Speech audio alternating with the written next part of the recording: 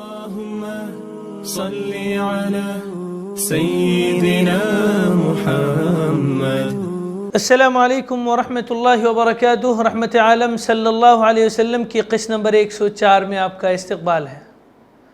8 سال پہلے جسے قتل کرنے کا منصوبہ مکے میں بنایا جا رہا تھا، آج وہی اس مکے میں فاتحانہ داخل ہو رہے ہیں. جی ہاں، آپ نے بالکل صحیح سمجھا، یہ وہی مکہ تھا جہاں حضرت محمد صلی اللہ علیہ وسلم کی ولادت ہوئی اور یہی پروان چڑھے، یہی جوان ہوئے اور یہی صادق و امین کے لقب سے مشہور ہوئے، جہاں 40 سال کی عمر میں منصب نبوت سے سرفراز ہوئے. اچانک جب ان مکے والوں نے اس بات کو سنا کہ آپ صلی اللہ علیہ وسلم نبی ہیں، تو ان مکے والوں نے آپ پر اور آپ کے متبعین پر وہ تکلیفوں کا پہاڑ کھڑا کیا کہ اللہ کی پناہ. جہاں پر آپ صلی اللہ علیہ وسلم پر ظلم و ستم کے پہاڑ توڑے گئے، جہاں پر مکے کی وسعتیں آپ پر تنگ کر دی گئی، جہاں آپ صلی اللہ علیہ وسلم کو طواف کرنے سے روک دیا جاتا تھا، جہاں پر اوجڑی ڈال دی جاتی تھی، جہاں پر پتھر برسائے جاتے تھے، جہاں آپ صلی اللہ علیہ وسلم کا مذاق اڑایا جاتا تھا، جب ان جسمانی تکلیفوں سے یہ کافر آپ کو آپ کے مشن سے نہ روک سکے تو آپ کا حقہ پانی تک بند کر دیا.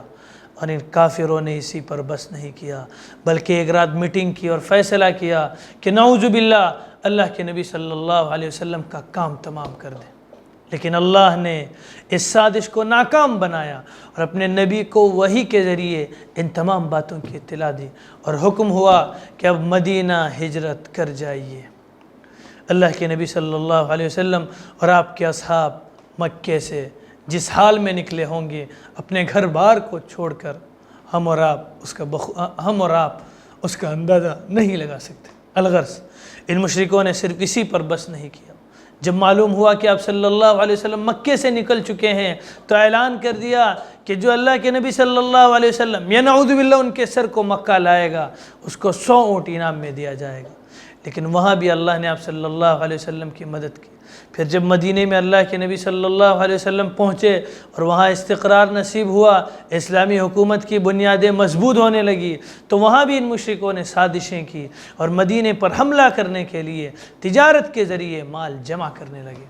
پھر غزوہ بدر و احد اور خندق کے واقعات پیش آئے. یہ سب واقعات ایسے تھے جن کو سامنے رکھ کر حضور صلی اللہ علیہ وسلم اور مسلمان ان کافروں سے جتنا بدلہ لیتے جائز تھا.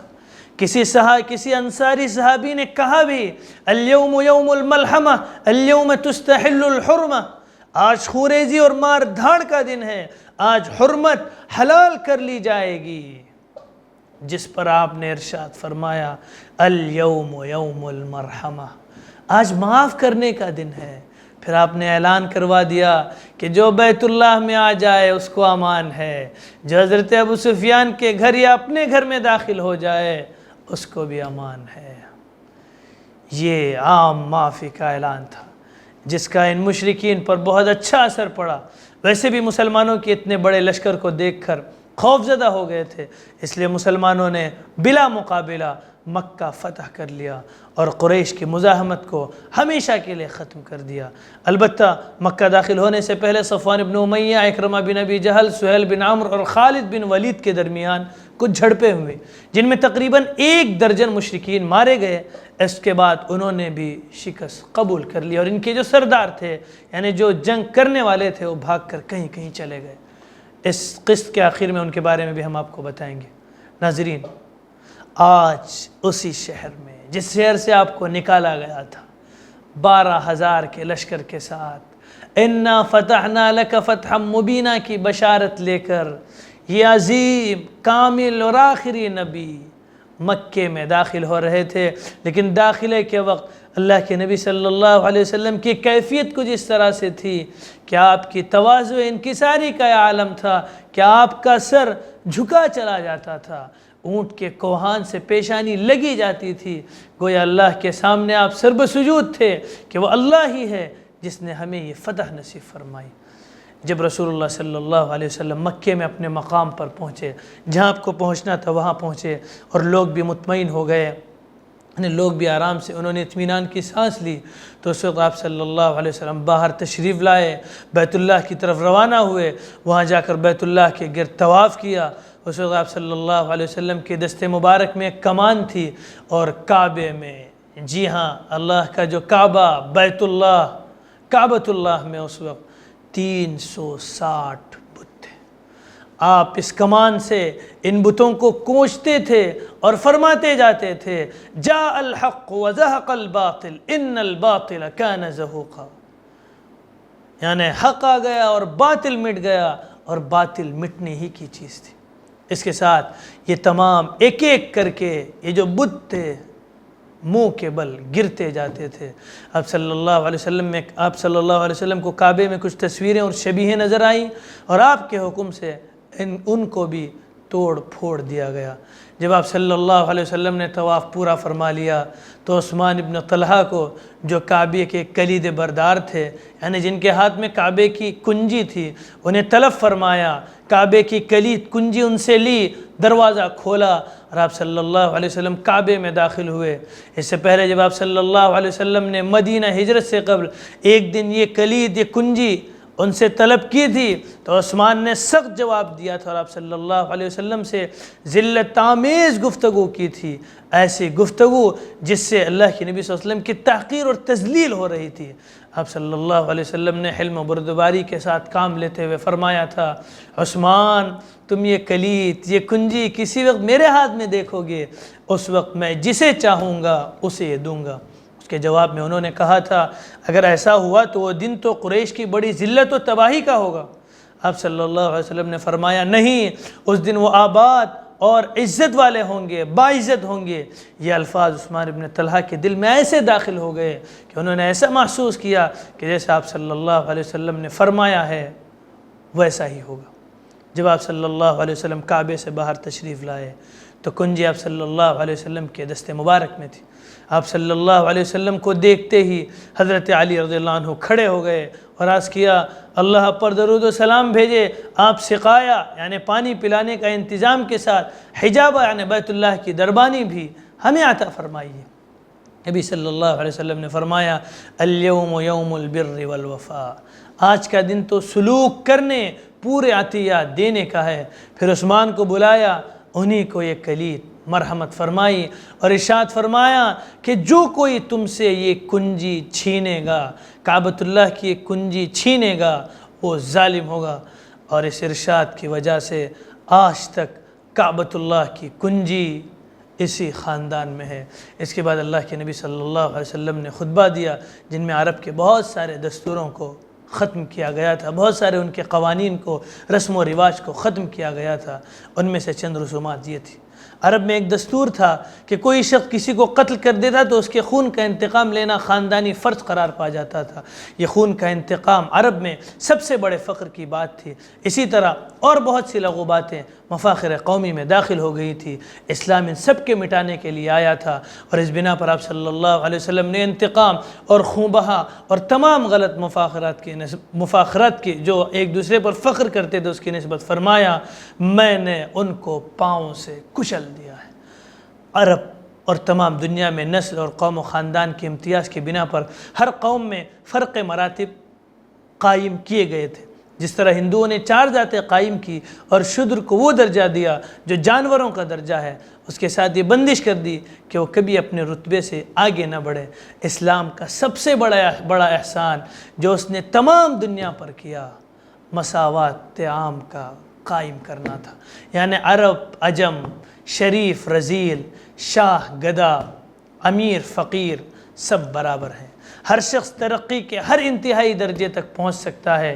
اس بنا پر حضرت صلی اللہ علیہ وسلم نے قرآن مجید کی آیت پڑھی اور پھر توضیح فرمائی کہ تم سب اولاد آدم ہو اور آدم مٹی سے بنے تھے۔ خطبے کے بعد آپ صلی اللہ علیہ وسلم نے مجمع کی طرف دیکھا تو جباران قریش سامنے تھے، قریش کے لیڈران، ظالم لیڈران سامنے تھے، ان میں وہ حوصلہ مند بھی تھے جو اسلام کے مٹانے میں سب سے آگے تھے، وہ بھی تھے جن کی زبان رسول اللہ صلی اللہ علیہ وسلم پر گالیوں کا بادل برسایا کرتی تھی، وہ بھی تھے جنہوں نے حضرت صلی اللہ علیہ وسلم کے راستے میں کانٹے بچھائے تھے، وہ بھی تھے جو وعظ کے وقت حضرت صلی اللہ علیہ وسلم کی ایڑیوں کو لہو لہان کر دیا کرتے تھے، وہ بھی تھے جن کی تشنہ لبی خون نبوت کے سوا کسی چیز سے بجھ نہیں سکتی تھی، وہ بھی تھے جن کے حملوں کا سیلاب مدینے کی دیواروں سے آ کر ٹکرا چکا تھا، وہ بھی تھے جو مسلمانوں کو جلتی ہوئی ریت پر لٹا کر ان کے سینوں پر آتش مہرے لگایا کرتے تھے، یعنی انگاروں کی مہرے لگایا کرتے تھے، وہ بھی تھے جو سینے پر گرم پتھر رکھا کرتے تھے۔ رحمت عالم صلی اللہ علیہ وسلم نے ان کی طرف دیکھا اور پوچھا، تمہیں کچھ معلوم ہے کہ میں تم سے کیا معاملہ کرنے والا ہوں؟ ناظرین، یہ لوگ اگرچہ ظالم تھے، شقی تھے، لیکن مزاج سناس تھے، اللہ کے نبی صلی اللہ علیہ وسلم کے مزاج سے واقف تھے، پکار اٹھے، اخن کریم وابن اخن کریم، آپ شریف بھائی ہیں اور شریف بھائی کے بیٹے ہیں۔ اللہ کے نبی صلی اللہ علیہ وسلم نے جنہوں نے آپ کے ساتھ برا کیا ان کے بارے میں کیا ارشاد فرمایا؟ لا تثریب علیکم اليوم اذهبوا فانتم الطلقاء، تم پر کوئی سرزنش نہیں، کوئی الزام نہیں، جاؤ تم سب آزاد ہو۔ کفار مکہ نے تمام مہاجرین کے مکانات پر قبضہ کر لیا تھا، اب وقت تھا کہ ان کو حقوق دلایا جائے، لیکن آپ نے مہاجرین کو حکم دیا کہ وہ بھی اپنی مملوکات سے اپنے جو چیزیں ہیں، مکانات ہیں، جو بھی ان کی ملکیت میں چیزیں ہیں، اس سے دستبردار ہو جائیں۔ اسی دوران نماز کا وقت آیا تو حضرت بلال رضی اللہ عنہ جو ایک غلام تھے کعبے کی چھت پر چڑھتے ہیں اور اذان دیتے ہیں۔ اس منظر کو دیکھ کر کہ غلام کعبے کی چھت پر کھڑا ہوا ہے، وہی سرکش جو ابھی رام ہو چکے تھے، ان کی آتش غیرت کی آنکھ پھر بڑک اٹھی۔ عتاب ابن اسید نے کہا، خدا نے میری باپ کی عزت رکھ لی کہ اس آواز کے سننے سے پہلے اس کو دنیا سے اٹھا لیا گیا۔ ایک اور سردار قریش نے کہا کہ اب جینا بیکار ہے۔ ناظرین، یہ ہے اسلام کہ اسلام نے ایک غلام کو اتنی عزت دی کہ وہ فتح کے بعد کعبۃ اللہ کے دیوار پر چڑھ کر اذان دے رہا ہے۔ ناظرین، جب یہ تمام چیزیں ہو چکی تو آپ صلی اللہ علیہ وسلم مقام صفا میں ایک بلند مقام پر جا بیٹھے۔ جو لوگ اسلام قبول کرنے آتے تھے آپ صلی اللہ علیہ وسلم کے ہاتھ پر بیعت کرتے تھے۔ مردوں کی باری ہو چکی تو مستورات آئیں، عورتوں سے بیعت لینے کا یہ طریقہ رہا کہ پہلے ان سے ارکان اسلام اور محاسن اخلاق کا اقرار کر لیا جاتا، پھر پانی کے ایک لبریز پیالے میں حضرت صلی اللہ علیہ وسلم دستے مبارک ڈبو کر نکال لیتے۔ آپ صلی اللہ علیہ وسلم کے بعد عورتیں اسی پیالے میں ہاتھ ڈالتی تھیں اور بیعت کا معاہدہ پختہ ہو جاتا تھا۔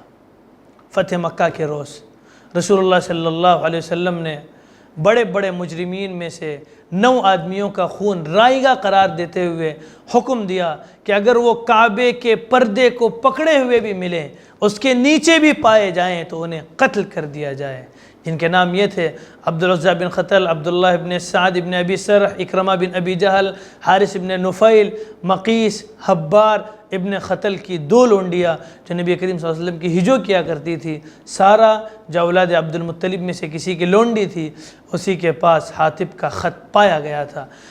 ابن ابی سرح کا معاملہ یہ ہوا کہ اسے عثمان ابن عفان رضی اللہ عنہ نے خدمت نبوی میں لے جا کر جان بخشی کی سفارش کر دی، اور آپ صلی اللہ علیہ وسلم نے اس کی جان بخشتے ہوئے فرمایا اس کا اسلام قبول کر لیا، اور اس نے بخشی فرمائی اور اس نے اسلام قبول کر لیا۔ لیکن اس سے پہلے آپ صلی اللہ علیہ وسلم کچھ دیر تک اس امید میں خاموش رہے کہ کوئی صحابی اٹھ کر اسے قتل کر دیں گے، کیونکہ یہ شخص اس سے پہلے بھی ایک بار اسلام قبول کر چکا تھا اور ہجرت کر کے مدینہ آیا تھا، لیکن پھر مرتد ہو کر بھاگ گیا تھا۔ تاہم اس شخص کے بعد اس کا کردار اچھا رہا اور حسن اسلام کا وہ آئینہ دار رہا۔ اکرمہ بن ابی جہل نے بھاگ کر یمن کی راہ لی، لیکن اس کی بیوی ام حکیم خدمت نبی صلی اللہ علیہ وسلم میں حاضر ہو کر اس کے لیے امان طلب کی، اور آپ صلی اللہ علیہ وسلم نے امان دے دی۔ ام حکیم یمن گئی اور ان کو اسلام کی دعوت دی اور وہ مسلمان ہو گئے، مکے میں آئے۔ حضرت صلی اللہ علیہ وسلم نے جب ان کو دیکھا تو فرط مسرت سے فوراً اٹھ کھڑے ہوئے اور اس تیزی سے ان کی طرف بڑھے کہ جسم مبارک پر چادر تک نہ تھی، پھر ان سے بیعت لے لی۔ غرض ان 9 میں سے 4 قتل کیے گئے، یعنی 4 کو قتل کیا گیا جس طرح کہ اللہ کے نبی صلی اللہ علیہ وسلم کا حکم تھا، اور 5 کی جان بخشی ہوئی، اور ان 5 نے اسلام بھی قبول کیا۔ اور ایک بات اس میں یہ رہی کہ وحشی کو بھی معافی دی گئی اسی دن، جس نے امیر حمزہ اسد اللہ و رسول یعنی اللہ کے نبی صلی اللہ علیہ وسلم کے چچا سید الشہداء حضرت حمزہ کو دھوکے سے مارا تھا اور پھر نعش کو بے حرمت کیا تھا۔ ناظرین، اختتام ایک واقعے کے ساتھ۔ فتح سے دوسرے دن کا ذکر ہے کہ نبی کریم صلی اللہ علیہ وسلم کعبے کا طواف کر رہے تھے۔ فضالہ بن عمیر نے موقع دیکھ کر ارادہ کیا کہ حضرت صلی اللہ علیہ وسلم کو قتل کر ڈالے۔ جب وہ اس ارادے سے قریب پہنچا تو نبی صلی اللہ علیہ وسلم نے فرمایا، کیا فضالہ آتا ہے؟ فضالہ نے کہا ہاں۔ نبی کریم صلی اللہ علیہ وسلم نے فرمایا، تم اپنے دل میں ابھی کیا ارادہ کر رہے تھے؟ فضالہ نے کہا کچھ نہیں، میں تو اللہ کر رہا تھا۔ نبی صلی اللہ علیہ وسلم یہ سن کر ہنس پڑے اور فرمایا، اچھا تم اپنے خدا سے اپنے لیے معافی کی درخواست کرو۔ یہ فرما کر اپنا ہاتھ بھی اس کے سینے پر رکھ دیا۔ اس کے بعد انہوں نے اسلام قبول کر لیا۔ فضالہ کا بیان ہے کہ ہاتھ رکھ دینے سے مجھے اطمینان قلب حاصل ہوا اور حضرت صلی اللہ علیہ وسلم کی محبت اس قدر میرے دل میں پیدا ہو گئی کہ حضور صلی اللہ علیہ وسلم سے بڑھ کر کوئی بھی محبوب مجھے نہ رہا، اور اس کے بعد انہوں نے اسلام قبول کر لیا۔ ناظرین، آج کی اس قسم میں اتنا ہی، ملتے ہیں انشاءاللہ اگلی قسم میں۔ والسلام علیکم ورحمۃ اللہ وبرکاتہ۔ اللهم صل على سيدنا محمد وعلى آل سيدنا شفيعنا محمد